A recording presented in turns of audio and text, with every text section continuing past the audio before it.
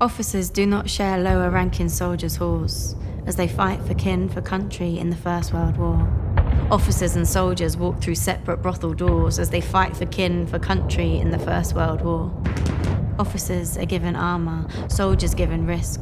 STIs count 1 in 5 trenchside medical admissions. Blue light bulb for officer, red light bulb for the common man. I did not learn these facts in my history curriculum.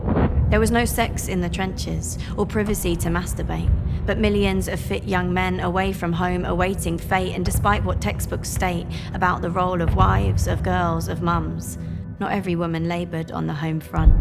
The French set legal brothels up, military maison tolérée. USA, as always, argues abstinence. Of course, not all their men abstain, and within weeks of US joining ranks, without the health checks of the French, syphilis spreads like springtime seeds across the souls of war-weak men. Sometimes I wonder what they search for, these soldiers swapping wage for sex, a quick release to come, no more. Swollen lust won't help the war, British medical officials stated. Others disagreed. Some hunted holes for STDs to grant some leave in doctors' arms. Some searched in sex work softer palms for woman's warmth to sallow cheeks, to gasp weak-kneed in gift-wrapped legs, to choke in breaths of cheap perfume, give nostrils peace from hell-sent scents, to dance, to drink, escape, forget, to sip on nipples soft as home, feel mouth to mouth, no blood will stain, to scream in arms that don't let go. Oh, what a tiny price to pay to feel warm lips wrap round your cock, a soothing suck. Don't stop, eyes closed, one moment's loss of pain. For some who missed a love each night, a comfort blanket stitched in guilt. For some, still boys, still virgins forced to die, the knowledge once of adulthood. No wonder queues lined the streets like dock leaves to the sting of nettles. Sex work rages wild near every major battle. What passing bells for those who die as cattle, only the monstrous anger of the guns. 300 men, one day, queued up, a quick last prayer for dying sons.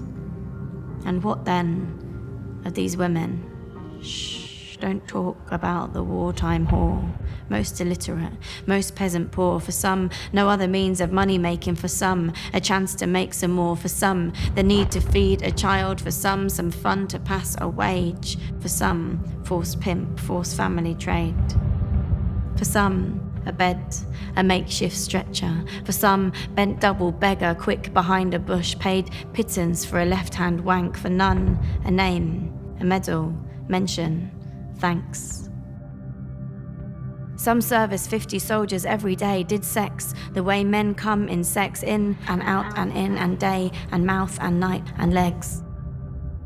She does not come thrush up high and sing that birdsong's lullaby. How much it rubs between her thighs when boys ride rough on red insides. No break, the friction burns dry skin. Her urine turns to carving knives, it cuts, her pee bleeds fire as more men queue to lose desire.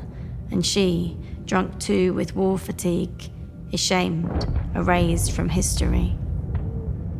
We teach our kids of wasted death in war, sculpt monuments to those who led, praise factories forging bullets for men to fire at other men. The bus tour stops at cenotaphs, a selfie with the unnamed grave, but God forbid, we ever mention how depraved the woman working wartime sex, 'cause that would be too much for sure. I wonder, do we realise we're not Victorian Britain anymore?